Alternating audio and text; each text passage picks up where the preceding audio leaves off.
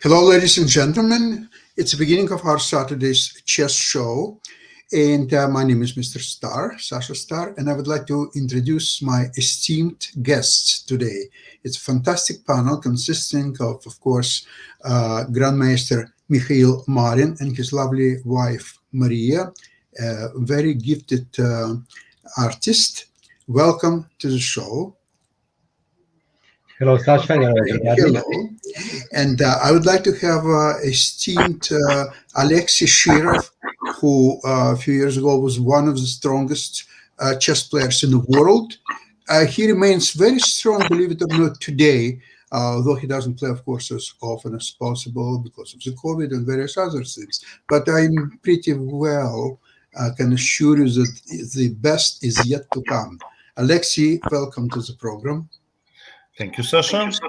Glad to be here again. Great, Alexei. And I would like to again introduce, after a few months of absence, the great concert singer and a lover of chess, Igor Portnoy. Welcome to the show, Igor. Hi, Sasha. Nice to be here. Hello, everybody. Well, we have an interesting panel, and I think what we would like to discover is, first of all, again, I'm trying to, it's getting more and more difficult, but I'm still trying to portray chess as an art. It has all the magnificent elements of art, and if I'm right, then it has definitely parallels with visual arts, with musical arts, and many others. And starting from visual arts, now is Maria, is really your turn to help us to have expressive arts as you are making it, so we could enjoy it once again. Today my art is really woman's art because it's a game. It's a woman game, and just on the around chessboard. Okay, no mans are allowed to enter this beautiful painting, right? So from which World Women's Championship painting was made? Zsuzsa Polgár against Xi Jun, when Zsuzsa became. But it's not a last game, but it's a winning game. Yes, it was somewhere in the middle of the match. Yes. Okay, now it's time to introduce there was some rook going to g5 under the attack of the pawn on h6. I remember you had a dragon game where with black we went with the rook to c5, h5. You did something there with your rook. So somehow, okay, you were a junior still, I think. Very old. And probably not a very good game because I remember I played dragon when I was young, and I think I never managed really a good game with dragons. So because I was still a weak player at that time. No, but it was beautiful. I somehow, it inspired me because actually there is this famous game in the English Open, the reverse dragon, Korchnoi with Akeson, when he also goes with the rook to c4, h4, and h6. And he loses the rook there, but he wins. So maybe one day you will show us these games because it's quite interesting. These days you don't often see this type of maneuvers.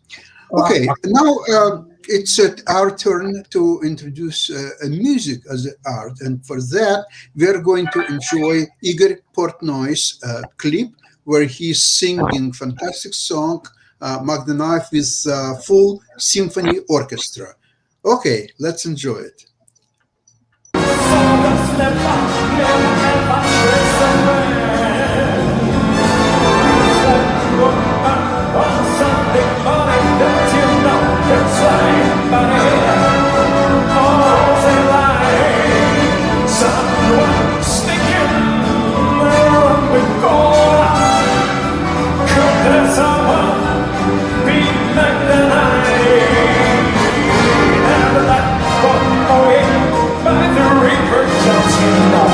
When the sun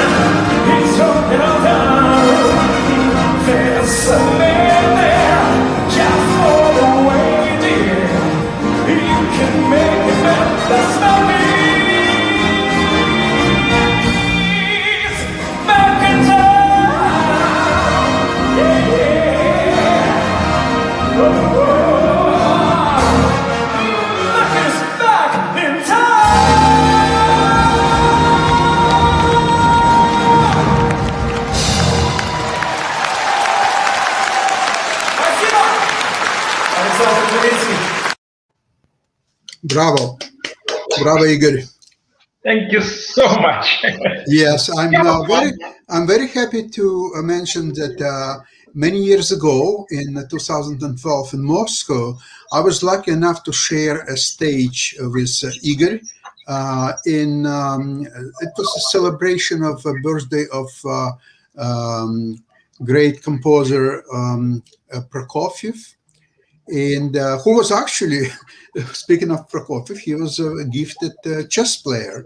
He was playing on almost master's level, and there was a very well-known chess match between Prokofiev and Oistrakh, who was a fantastic violinist, and they were playing in Kolonny Zal. It's a column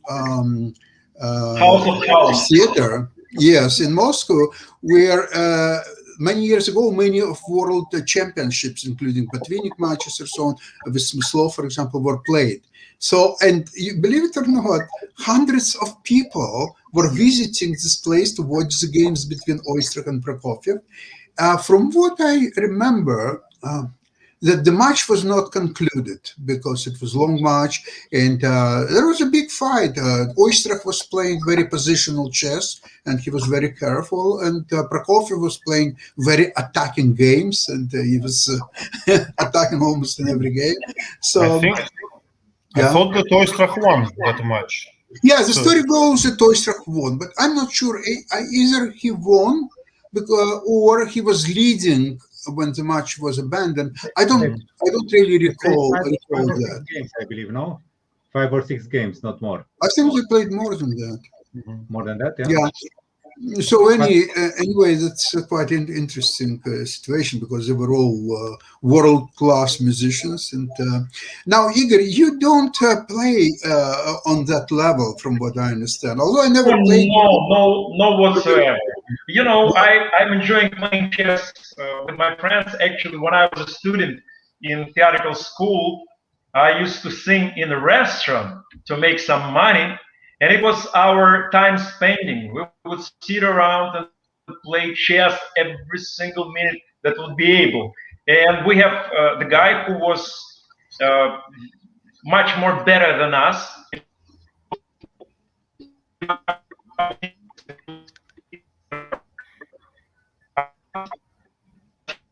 A pause on Igor's part. Yeah. Okay. Yeah, something's wrong with the internet. So, yeah. I love chess on the level that I can play. So that's the deal. Well, Igor, I remember your love for chess because in one of the programs here, you spoke a lot about chess and even history of chess and so on. It was very, very interesting. But now let's come to next artist, Maria. And if you could tell us what's your love for chess consists of? What really makes you to love chess, besides being married to Mikhail? I don't know. I just I love playing and I love win more than just play. And I don't know. It's stuff very interesting because I love and fighting, but it's some of the fight, but without trauma,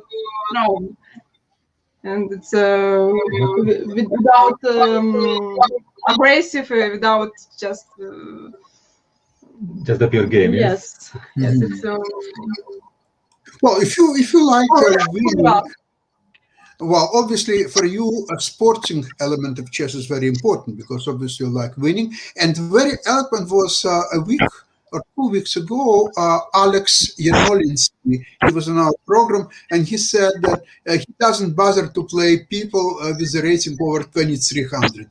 Because if it's 2400, he is not so sure if he's going to win. 2300, he feels that he can still handle, and that's why he's entering tournaments when no people are over 2300. Mikhail, you care about playing people under, say, 2400 or so? could keep winning? Well, look, when I'm playing an open tournament, of course, getting a 22 or 2300 opponent is a blessing, especially in an important round. But I mean, you really get the feeling that you. I mean, it's nice to see that other 2500 and 2600 play against each other, and you get a 3300. I mean, okay, in one of the advanced rounds, that's fantastic. But of course, no, the real thing is when you play grandmasters, high-rated players. I mean, okay, I'm not talking about exceptional cases when I can play against players like, for instance, Alexei here present, or other. I also played twice with Karpov. So I mean, okay, these are exceptional cases. I mean, you really feel that it's a special day. But I mean, okay, you play a 2650 or 2600 rated player. I mean, that's already challenging. I mean, and if you play a good game, draw or win, then it's always even when you lose. Sometimes you can analyze so much, and okay, you can learn from it. So, from practical point of view, from financial point of view, of course, you want to play in the decisive round the 2300 and win and get a good prize. But of course, that's not the essence of. For this reason, I don't like so much to play the Open Romanian Championship. Last time I won the championship, I only won the championship when it was closed system. I mean, and not short tournaments. We had 15 rounds, maybe even more sometimes. So that was real somehow. I mean, okay, it was close tournament. None of the players was really weak. So that was something. But yeah, Opens spoil a bit. Actually, I remember. May I just say one more thing? We met with Alexei.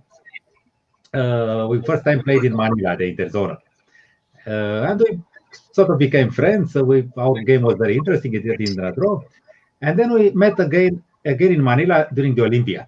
In the meanwhile, Alexei was already on his. He was already in the elite, I believe, very high rated. Had played some super tournaments.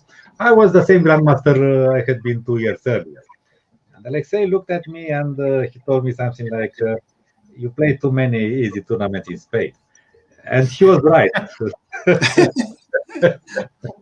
No, he used a harder word than easy tournament. Okay, I cannot say it live, but well, this is what I wanted to talk about. I mean, what is exactly translation of "русский матерный" in English? But I'm not sure I used that language. But it's like, no, okay, everybody's saying Russian slang, but slang is has a dirty meaning. But yesterday I had to write a very important report about some irregularities in European Chess Union, and when I wrote the text, before the text I asked for an apology that I would have to use this, let's say, the dialect, special dialect of Russian. Okay, later on I had to delete it because it was like too harsh. But although I used the dialect only in 2 places, not the rest was just written in normal Russian. But then when my friends saw that text, they said, "Well, of course you wrote it in business Russian." So this is so there is a new name for it, business Russian language. So that's exactly how I said it to Mikhail about these easy tournaments in Spain. I said something in Russian business language, so he understood immediately what I meant. Actually, the Russian maternal language, so to speak. I read one article about that. Actually, it appeared first in its flourish in Russia when it was under Mongols. And because Mongols and Tatars, they were very good at learning Russian language very quickly. But the mater Russian language, they couldn't understand quite well. And so it was flourished and it was very popular at that time in Russia. Okay, there are many jokes about foreigners learning Russian, and then they can't understand about anatomy that Russians use and stuff like that. Okay. Yeah, that's right. I'm always saying that I know 4 languages. It's English, Russian, dirty English, and dirty Russian. So that's how I call it, dirty Russian. Okay. So 4 languages, exactly. 4 languages, yeah. But now we call it business Russian. Yep. Now I know. It's a business Russian, yeah. Now, speaking about the enjoyment of chess, obviously it means many things to many different people. I do remember from my younger days, when I was professional musician at the time, I was one of the top, maybe 3 pianists in Toronto area. And I had a friend of mine, also from Russia. He was very, very good coach in gymnastics. And once a week, he was going to, it was an old place, it doesn't exist anymore in Toronto, by the name George Spaghetti House, where they were all the best Toronto jazz players ever played, and he was coming there every Monday. Why Monday? Because on Mondays they didn't have cover charge. So he was coming there every Monday. He was taking a bottle of beer, and he was sitting there for all evening enjoying himself. And he was telling me many times, Sasha, come on, you have to join me. It's such a beautiful thing. But I was working myself at the time, almost every day. So one Monday I was free, and I said, okay, I'm going to join you. I'm coming there. His name was Gary. Gary was already there. So we sat at the table and we enjoyed, and it was really fantastic evening. They had fantastic musicians, bass jazz, and they played, and I really enjoyed myself. And while we were talking about, I asked him, Gary, from what I understand by talking to you, you have absolutely no understanding of music. You just don't understand what's going on. You don't understand what are musicians, what are the improvisations they're playing, how they interchange improvisation with each other, what are the themes. You don't know even the name of the songs what they're playing. How can you enjoy that? And he looked at me and said, Sasha, look at that. It's a fantastic place. It's dark. Very good music from what I understand. Very good beer, and you just enjoy yourself. You're away from all your troubles. You don't see your wife, and it's just a fantastic experience. What's wrong with you?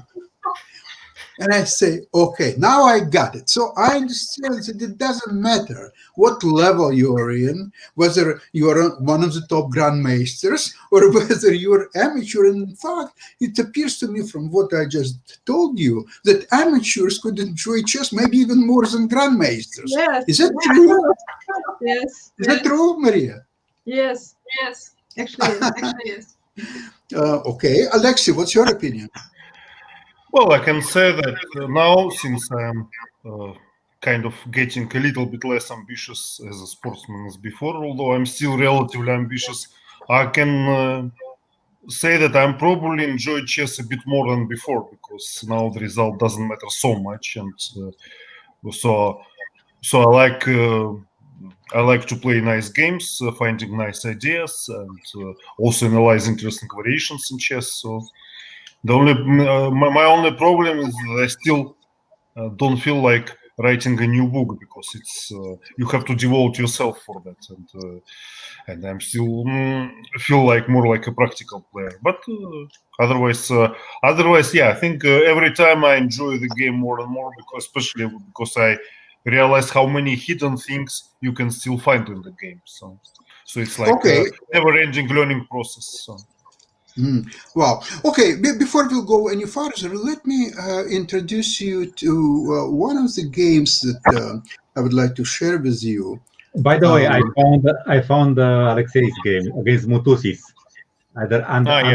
under 20 World Championship. Yes. I thought you might talk about that game, and I'm sure that in critical moment I was lost. I'm sure that modern computer would show some like -3 for me and stuff like that. But I saw the game when I was when I started playing the Dragon. I played the Dragon exclusively for 2 years in 93, 94. or 94, 95 maybe. And that game was very inspiring. At that time, computers were of no use, so I just enjoyed the game. But I remember that first during the game, I felt that my position was very dangerous, and also after that, me and Kostas Matuzis, we had a long post-mortem analysis. And okay, he didn't manage, I think, to kill me completely in the analysis, but more or less we shared the opinion that he was very close to winning. So. Okay, I'm preparing to share the screen. Can you see my screen now? Yes. Oh, okay. Yes. So what I'd like to show you is a game. I don't know. Lately, I'm for some reason I'm fascinated with Wilhelm Steinitz, who, of course, first world champion, and I'm going through evolution of his style from a fantastic attacking player who was equal to Anderson. But I would like to show you a game against Zukertort from World Championship, where obviously Zukertort is a formidable opponent, and I would like to show you this game. It's really quite fascinating game. Now, on the right side of the screen, what I have on this chessboard side is, for example, it shows you after knight f3, which is white going to play. There are almost 1,200,000 games. White wins 39.6%, 32.1 draw, and black wins 28.4%. And so same thing after each move. You can see the percentages, how they change, and how many games are so on. But okay, don't look at that anymore. Now let's follow the game. So this is very old, very so-called unambitious, I would say, system. And Steinitz is playing very fighting variation. Obviously, he's not going for more simple positions like knight f6, but he's playing. I played sometimes in internet blitz games with black in order to avoid boring for knights opening. But okay, but I think it's a little bit dangerous. I mean, it's. I don't think I would dare to play it with more than 3 minutes on the clock for my opponent. So, yeah. Okay, I played something similar with stronger opponents too, but then I analyzed it again, and I mean all these things against Italian bishop c4, g6, inspired by Steinitz. I played it with Lupulescu, with Steingrimson. I mean, okay, I played it against the grandmasters with very good results. But yes, then I found a move order which is not so good for black. I think here white has a very strong direct way of playing, taking on c6 and then playing e5. So black knight has to go back to g8, and then just bishop c4 and sacrifice that central pawn. And black simply. Is very slow in development. So I think white is better there. But okay, I haven't really checked with the machine yet. But my feeling is that it's very dangerous for black. So. Actually, Spassky Larsen with precisely this position. Spassky Larsen in their match, Spassky was leading by 3 points already. He had won the first 3 games, I believe, and this was the only game Larsen won. He played very modestly, Spassky, just like this, bishop e2, and somehow he got a slightly worse position, and Larsen. Well, obviously, if white plays bishop e2 and bishop e3, black can play this position. I mean, it's nothing really that wrong. I mean, as you see in this position, which last time was played in major tournaments was in 2014, Bahadur Jabava was white and Gatakamsky was black. And Gatakamsky played d5 in this position and eventually lost. But rook e8 looks very natural. Rook e8, yes, rook e8 is the normal move. That's exactly what Steinitz played, believe it or not. So yes, Spassky played knight xe6, bc, bishop f3. Yeah, but okay. Once bishop is on f3, it's clear that black white cannot be better. He played queen d2 and exchanged the bishops with bishop h6. And after that, black was simply better because okay, rook e5, queen e7, and the other rook on e8. So Spassky lost without a fight somehow.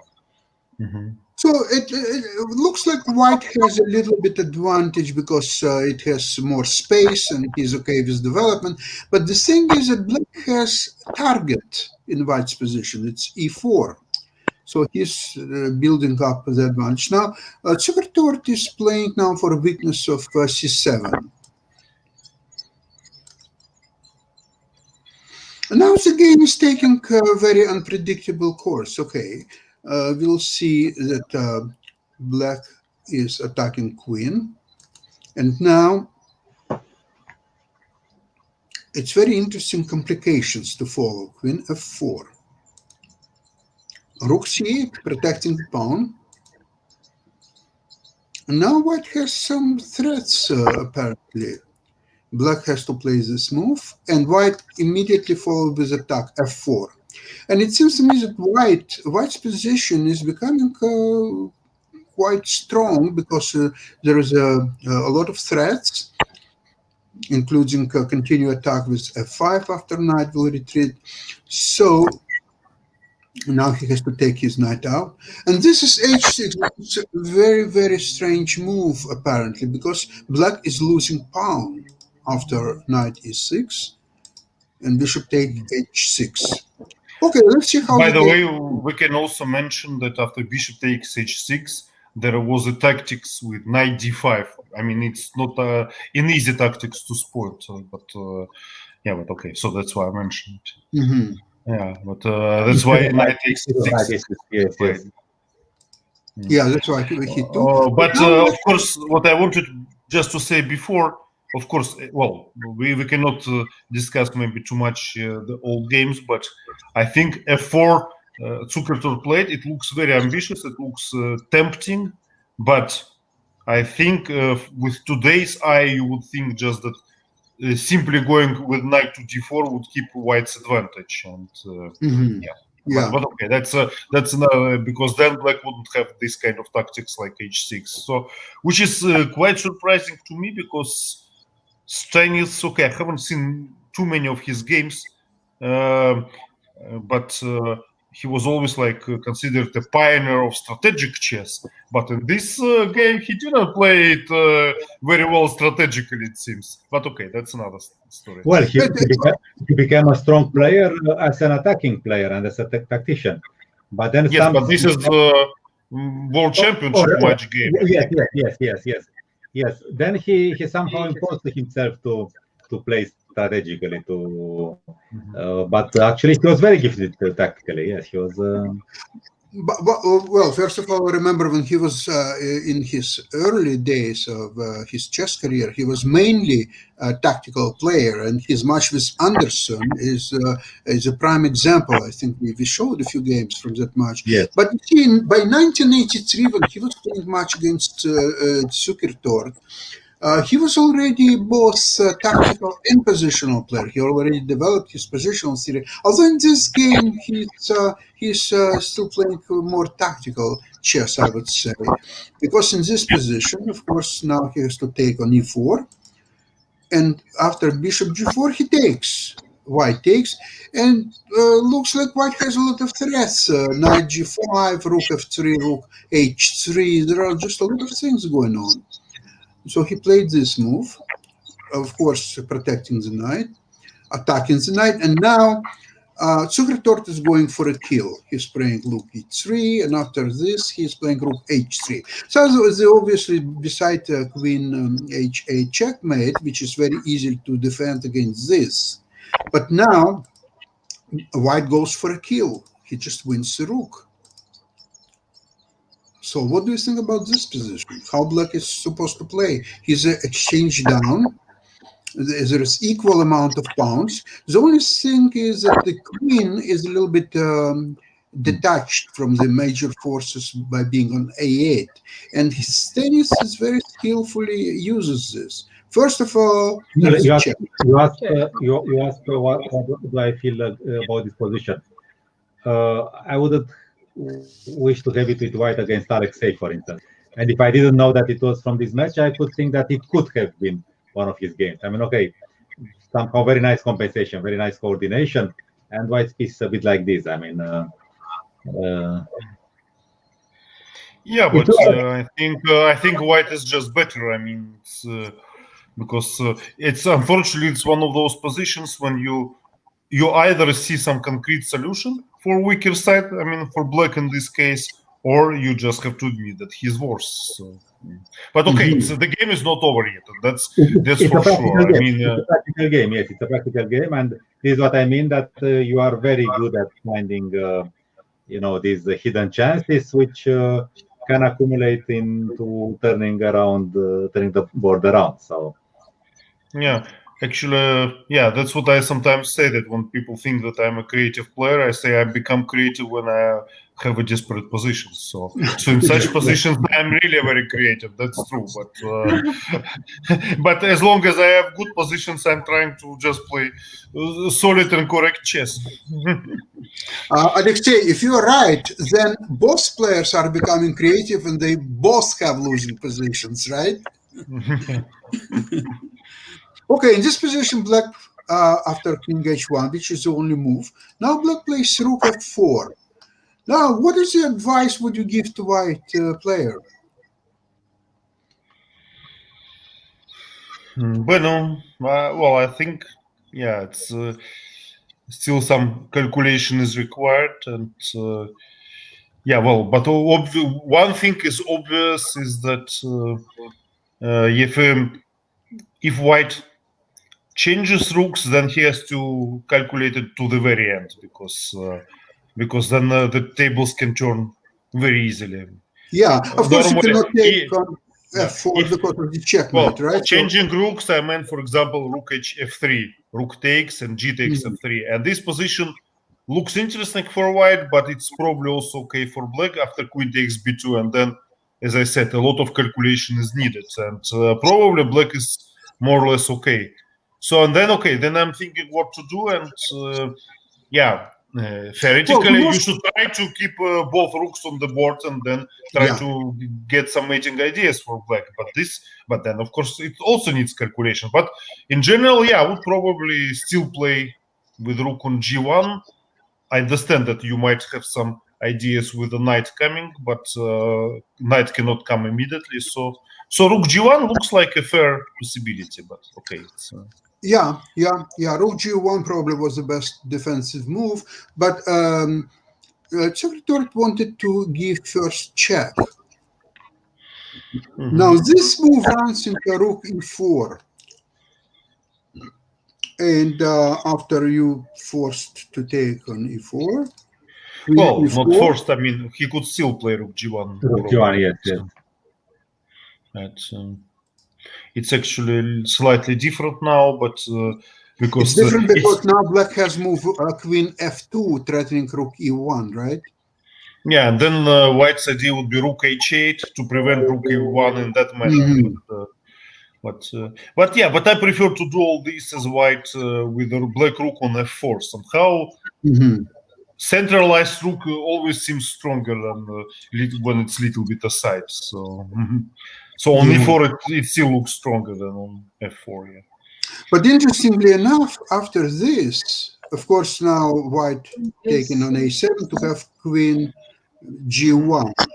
Yeah, but this is this reminds me very much of how old computers played chess, because they would not be able to calculate very deep, but they always like to grab material, and also there were some famous players who like to grab material, like Korchny, for example. So this is like an old school of grabbing material. But it seems that black has now very good, at least drawing chances, because somehow white lost coordination a little bit. After knight c5, isn't it just winning? Knight c5 or c5, isn't it just winning? I think you're both right, but the white resigned after this move, b6. Or b6, yes. B6. No, because knight c5, I precisely thought knight c5, queen a5, and okay, it still looked very complicated to me. Queen a5, but b6 is precisely what Yeah. But that's a funny thing because it's so easy to miss this B6. Yes. Especially if you are a bit short of time and you are, because knight c5 is what you really calculate, and then queen a5 and you're trying to evaluate all those positions with then queen c7 check and all that stuff. But but it's b6. Yeah, it's but maybe c5, queen a5, queen e2 still wins. Yes. Well, it's close to winning. I can still play king g1, but okay, I understand you are better already. Still. No, but b6 is beautiful, simply. It's a very clean way to end the game. Yeah, it's a little pawn move that all of a sudden wins in one move, right? Yeah. By the way, which game was it? Because I'm still interested a little bit in history of chess. So I know that Zukertort was leading in the match, and then tables turned. So could it be that? Wait a sec. First of all, this particular game was not played in a match because in 1883 there was a big tournament which Steinitz won, but the match they played in 1886. Yeah, that's true. Yeah, okay. And Zukertort was leading at the beginning of the match, I think 4-1, but then Steinitz started to gain the upper. Okay, but I was already trying to make some theories that Zukertort got so upset with this game that then he couldn't continue the match in a proper way. But okay, it was not because of this game, at least. Now I understand. Okay, Igor, tell me, how did you enjoy this game? It is fun, and I was listening to you, and it's very interesting to see how you react to the game because you're a specialist. In my case, for me, watching chess game, it's kind of you were talking about chess and art very similar, and you call this compositions. And for me, it's compositions too. You have all your figures, and we have our notes, and it's only 8 of notes. And combinations would give you sudden, absolutely unpredictable thing. And I love unpredictable thing, like this last move. Everybody was surprised with last move, kind of. And the same in the music. When when I can predict next move of composer, it's kind of, I wouldn't say boring, but I'm not talking about classical music. But modern music, when I know where melody goes, it's kind of, I kind of losing interest in that music. When I suddenly key change or sudden move, that's what keeps me interested in game of music. By the way, it's. I just wanted to remark that, of course, in chess we have a big and very important part of chess, which is called chess studies, and which is also actually very useful for practical players. I'm sure Mikhail solved very many chess studies when he was a young player, and they also, some of them are so beautiful that you really enjoy the art of chess when you. I remember that in recent years I solved 2000 studies. I don't know, some 5 years ago or something. I don't know. What I wanted to say is that I just wanted to say one funny thing is that I remember in my childhood when I was trying to read all chess books that I could have, I very much liked books on studies. I liked them so much that I was normally very lazy to solve those studies. I would only solve some studies after I already saw 5 or 6 similar studies and I already knew ideas. So, but still, reading through the studies made it. I think first of all, it improved my endgame skills, and second, it was so fascinating. I just loved it. It's probably one of my best remembrances of chess in all my life, and this is related to chess and art because it's real art actually. You know who was very good in studies was Grandmaster Smyslov, who was, I think, 7th world champion. Yeah. And I remember I read this one of the books of Gena Sasonka, where he was talking a lot about Smyslov. And he showed to Gena and I think Timon in Amsterdam, he showed one of his studies, and Timon said that it's a very good study in the style of Kubel. And when Gena Sasonka translated it to Smyslov, Smyslov said, Tell him to forget about any Kubel. It's Smyslov study, not Kubel. He was very upset about that. I have a question, guys. Yeah. For me, it's very interesting. In your school years, what was your favorite subject in school? Really, what was like? If you're a young chess player, is there certain subject that you prefer? Alexei? Well, I have to admit that. Well, I wouldn't say I hated school, but I found school difficult to combine with chess. So I don't know. Maybe Russian literature was still something more or less an enjoyable subject. Because I remember maths, I was just very bad in them, and the rest is just like, okay, you have to learn and then not to forget your knowledge, and then sometimes clashes with teachers because I had to go to tournaments, come back, and still there was some material that I still had to pass, and all that was difficult. So Russian literature was probably an exception. My favorite subject was definitely history, and I must admit that, of course, it was all, so to say, communist history. That was that I studied in the Russian school in Odessa. But I had to re-educate myself in all history here after I. But how you combine music and chess, Sasha? Music and chess? I mean, Okay. from your childhood, did you go to music school and you played Yes, chess? of course. I was going to major school for gifted children in Odessa, named by Professor Stolarsky, and Oistrach and many other musicians were from the school. And of course, music was taken by far most of my time. But I'm talking about like regular subject. It was history by far. And also I played a lot of soccer in my younger days. Sometimes I would miss all day of school, and we were going outside when we had our so-called dacha cottage in near Odessa, and we played soccer all day. And probably all of us. We all played soccer. Yeah, even I played some soccer when I was very young, but I'm not good for sporting games. I always preferred individual games, individual sports like skiing, running, and stuff like that. Mikhail, what about you? Well, I was very good in school and in college. Actually, I by exam I got to an elite college in Bucharest, and I was even a prize winner a few times. So this maybe this is why I developed a bit slower as a chess player, but it also helped my mental development somehow.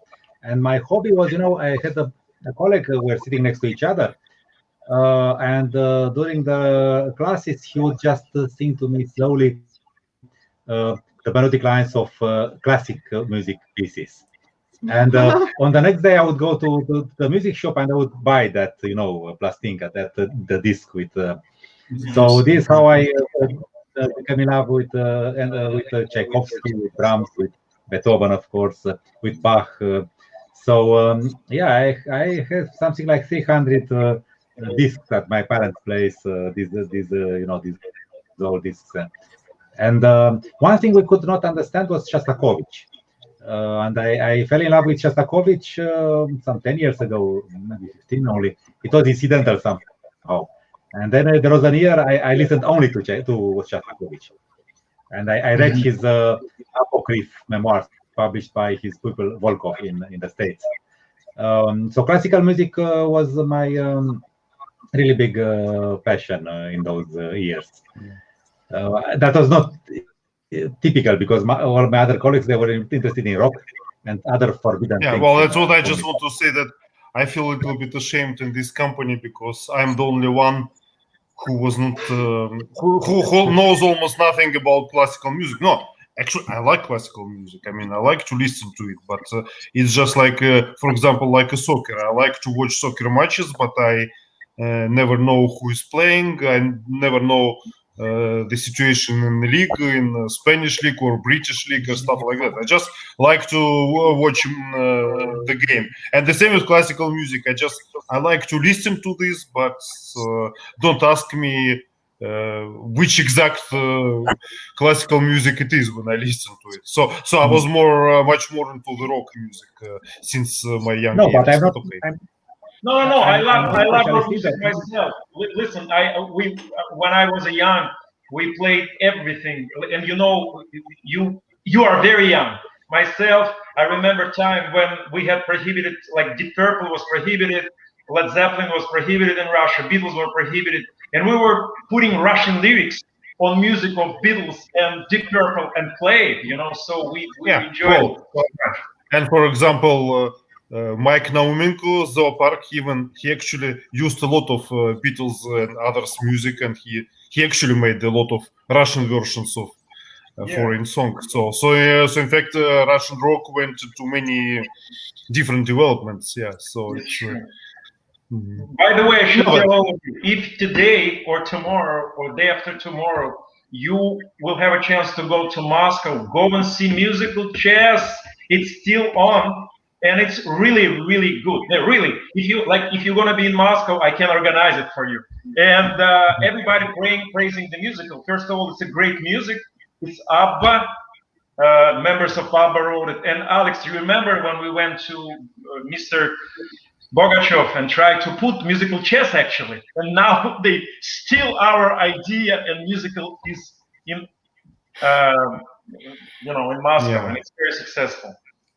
Well, when we went to see Mr. Bogachev in Moscow, at that time I had an idea about putting this musical chess, and at the same time to have a computer version of games being played by computer, Karpov against Fischer, for a great match that never happened.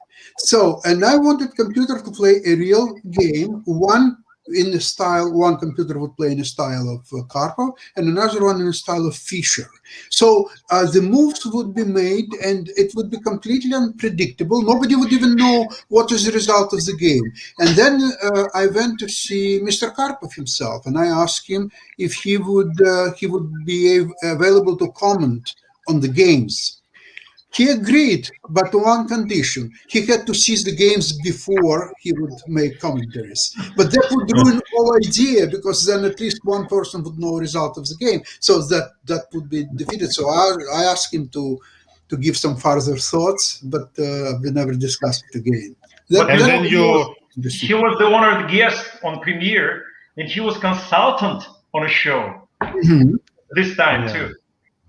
I've seen all productions of chess in Toronto, including concert version, the actual musical versions. I've seen that show well over 12 times, and always enjoy it, believe it or not. I remember a long time ago, more than 20 years ago, actually, in the end of the 90s, there was some American band that had several songs about chess, like one was related to the match Kasparov against Deep Blue, and some other songs, they were really about chess. Okay, it wasn't a famous band, but still, I remember chess players were spreading that record. Do you remember that? Check it out. It's interesting. I can't remember the name of the band any longer, unfortunately. But I'm sure I can Google it. I should ask Alex Shabalov, who introduced me to that, so maybe he remembers. Yeah. Well, one art that we didn't touch yet, but I would like now Mikhail to address. It's the art of writing books. Mikhail, you've written a lot of great books on chess. How did you came up with ideas, titles, material? How did you do that? Well, I believe that the most suggestive link between the art of playing and the art of writing, if we can call them arts, is the way some period which was prepared my new activity as a writer, because I occasionally commented some games for Hakia, for instance, the Spanish magazine, and somewhere in the end of the 90s, during the games, after I was playing my opponent, I knew that I should win now with precise play. I was walking while the opponent was thinking, and I didn't think so much about how to win. I was imagining how I would explain in an article what I did and what I will be doing. So, and then it was in 2003 that well, I was not very young anymore. I was 38. I could not afford to play 5, 6, 7 tournaments in a row in Spain. For 3 months, 2, 3 months. It was hot there. So when I was young, it was no problem. But these week tournaments, as Alexei called them. And besides, prices were not the same already. And the competitivity was higher now because Soviet Union had opened widely. Many former Soviet players were playing there. Then I understood that it's safer to write. I didn't abandon playing even now. Now I didn't play for a long time because there are no tournaments because of COVID. But one moment I have to charge. To plug in. But then I realized that it's another way of expressing yourself. It's somebody compared me in one of the books that I'm advocating this variation, and I'm like a knight with his sword in his hand ahead of the reader, and he's conducting them to. So this is somehow how can you imagine my.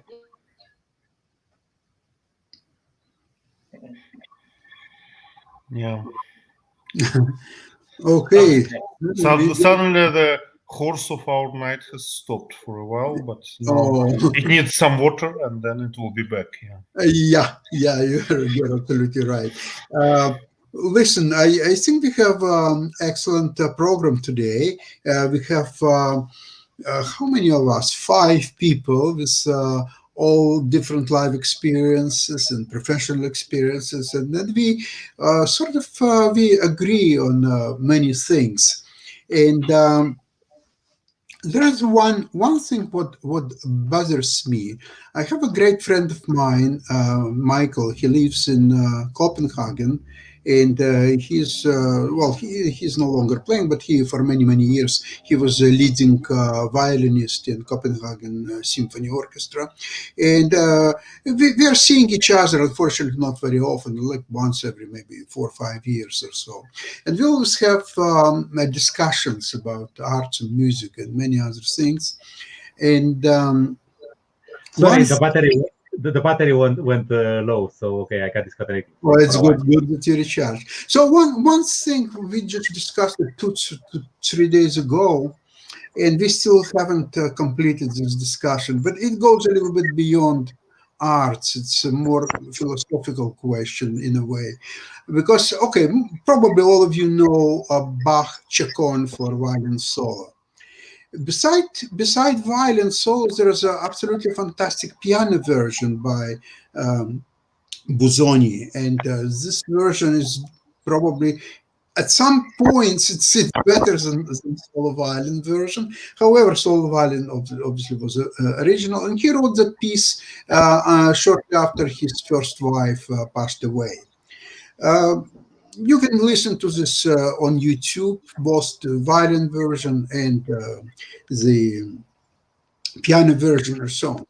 So the discussion was that, we both agree, generally speaking, that this is far the best piece of music ever written, arguably, because some people may not share it. Maybe some people would believe maybe some other music better. It's the same thing like, in a compositions like arts, for example, what would you say your preference is?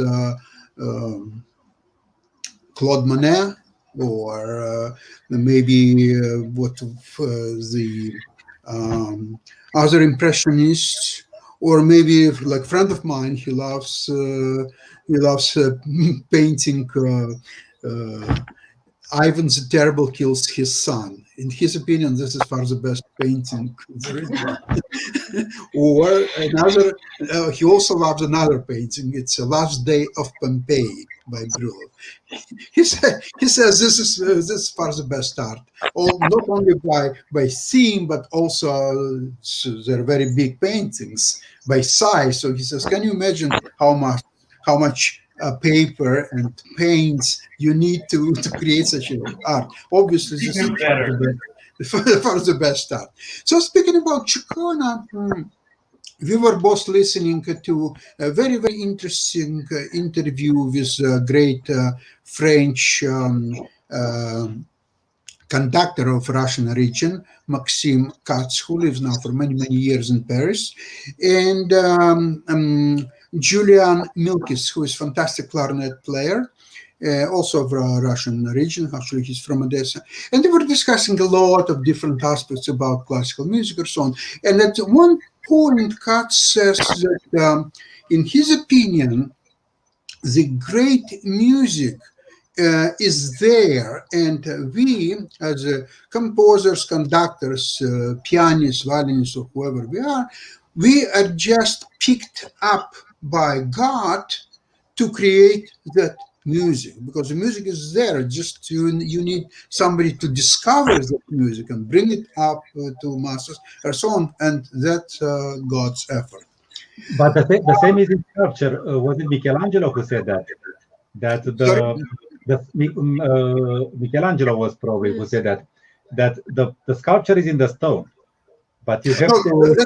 That's different. Okay, it's a stone, and you just cut out all the unwanted parts of it to make a sculpture. Okay, that's fine. But here he says that all the best classical music, Tchaikovsky and Bach and Beethoven and everything else, it was there. He just picked up Bach, you do this, Beethoven, you do that, and all these great conductors. And, okay. And so he's arranged everything. And so we discussed. So he says that, I mean, it's nice metaphor, but nothing more than that. It's, first of all, it cannot be proven, and I went much farther than that. I said that Bach, in his Ciccone, he discovered God. Before Ciccone, there was no evidence of God. You know, forgive me my atheist background, okay? And I said that what's evidence? Before Bach Ciccone, what was the evidence of God? Zero, nothing. But when you listen to Ciccone, I don't care what kind of atheist you are and what is your upbringing, it doesn't matter. The God is there, except that it was created by Bach, by Ciccone. Without that, there would be any God. So, in fact, the man created God, not the other way around, in my opinion. Can I tell a very short story about Vasily Ivanchuk? Yes, of course. Yeah, actually, okay. It's not exactly related to his brilliant chess, which is, of course, also the most of his best games are really wonderful pieces of art. I'm sure that Mikhail will agree with me, and Sasha as well. But the story is but the story is not exactly related to his games. It's just a small funny story that in the year 15, so 6 years ago, I had my biggest success as a chess organizer. Okay, I was organizing a little bit of chess events for a few years, and in 15, in the Russian town on the seaside Yurmala, which is 30 kilometers from Riga, okay, I managed to convince some sponsors. I managed to do quite reasonable organizing work, and for rapid tournament, we had Ivanchuk, we had Sergei Karyakin, who soon after that challenged Carlsen. He actually went on to win the candidates tournament maybe 1 month later. Okay, there was Boris Gelfand, there was Mamediyarov, and some more some Richard Rapport, for example, he was still very young but already playing very strong. Okay, so there were. I just mentioned all these players just to say that it was really quite a strong field. Okay, as for myself, I had to combine duties of the organizer and players, so maybe I didn't play my best chess, but I still was very happy that I managed to organize such a nice tournament. And then I also contacted quite a talented chess photographer. Her name is Masha Emelianova from Ekaterinburg. She makes a lot of nice photos. Also, now she works for FIDE. So I contacted her. So she was making pictures for my tournament, and once she made and we actually played in the museum. So there was some art exhibition, some painting exhibition. I don't remember now who was the painter because 6 years passed, but it was not a permanent exhibition. It was just some exposition of some painter, and one painting was actually quite funny, and Ivanchuk was photographed sitting behind that painting, but it was a Latvian painter, and he wrote something in Latvian on this painting. So neither Ivanchuk nor Masha Emelianova knew Latvian language, so they didn't know what was the meaning. But actually, the words were written "the god." So really, and Ivanchuk won the tournament, so he really played like a chess god there. So, but that was so fantastic because Masha made that photo without knowing it, without knowing that he's sitting under the painting with such a name. So I told it to her afterwards. So I think I even published it on my Facebook page. So if one wants to dig my Facebook page around March 2015, he can find that picture of Masha. So it was very really interesting to know. You know, Nav and I were playing in 1987 in New York. It was a New York Open big tournament, and there was, of course, Vladimir Tukmakov, we knew him from Odessa, and there was Chernin was there, and Ivanchuk. Ivanchuk at the time, I think he was like 17 years old. And when Tukmakov introduced Ivanchuk, he said, "This is a future world champion, Vasily Ivanchuk." And he said, "Hello, my name is Vasily." And he won the tournament easy. He scored something like 8 out of 9 or something like that. He was like, did the massacre there.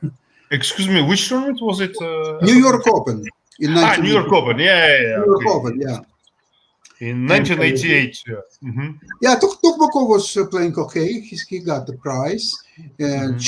I don't remember about Chernin, but I was busy with my own tournament. I played in section under 2200, and in the last round, to win the prize, I needed to win the game, and we had lunch together.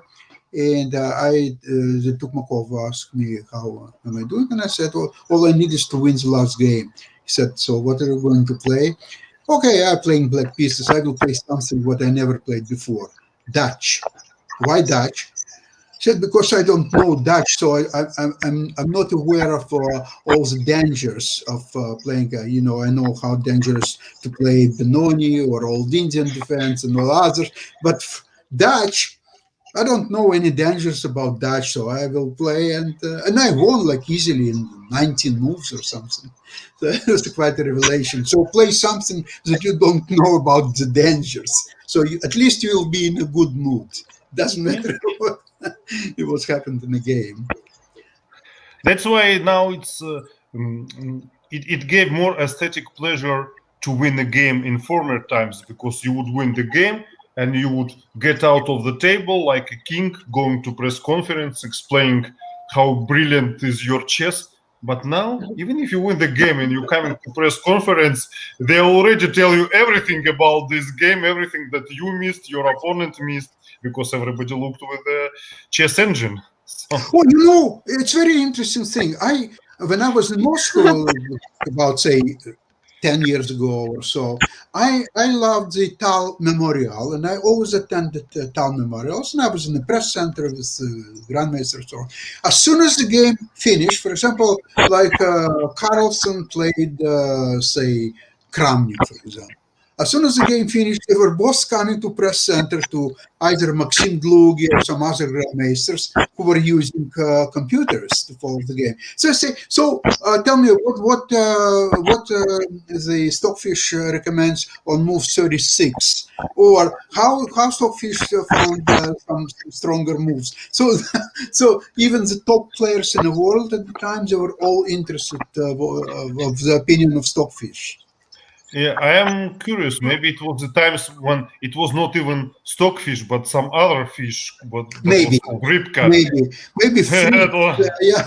No, it was good. Not because now not many people remember, but there was this program called Ribka, and it was kind of a revolution on chess, and because it had slightly different approach than Fritz, and this was actually maybe the first chess program ever that was really made like more or less like Mikhail Botvinnik dreamt of. So it was like maybe one of the first program that really was looking first of all logical moves, and only then started calculating pure mathematical mechanical calculation.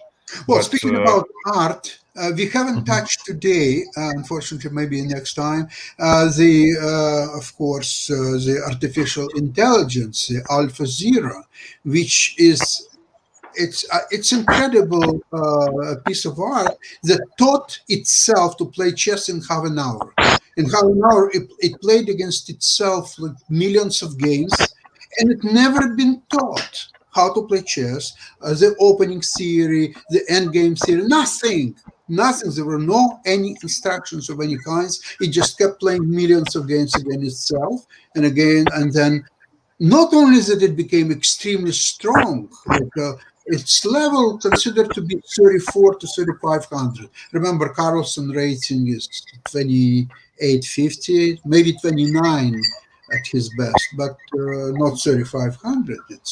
It's a huge difference now. So AlphaZero is, and its games are very, very aesthetically pleasing. It's Mikhail, you remember? I think I showed some games on our programs of.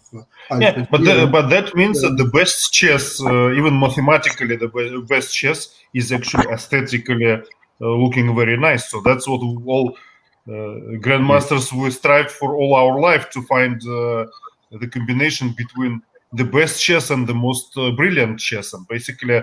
Okay, and now it's almost mathematically proved that the best chess is real art. But on the other hand, it's a pity that with AlphaZero you feel like chess is mathematically solved already. But it still proves that at least it's a brilliant game, because I've seen these games of AlphaZero against Stockfish. They are masterpieces. Absolutely, and they are in the style of the top grandmasters. If you will compare that game to, there are elements of Tal, there are elements of Capablanca, there are elements of Fischer and Kasparov, all the best players, and even you, Alexei. So this is kind of a lethal combination. Mikhail, sorry, you wanted to say? Yes, speaking about quality and beauty, my mom, she passed away 1.5 years ago. She barely knew how to move the pieces. She knew a bit of chess. But before any tournament, she would tell me not play well, not win the tournament, not kill them all. She said to me, play beautifully, play beautiful chess. And I was so irritated. I don't want to, I want to win. But always, hundreds of times, she told me the same thing before tournament. You just play beautifully. Well, with this word, I think we can finish our program with this word of beautiful chess, same as beautiful music, beautiful arts, beautiful literature. And I'm very grateful to have beautiful people on our program today. Thanks to all of you, and hopefully we'll see you soon, maybe next week, Thanks a lot. It was Chess Stars chess show on IBM TV. Goodbye. Have a great week. Bye-bye, everybody. Goodbye. Bye. Thank you all. Thank you Thank so you. much.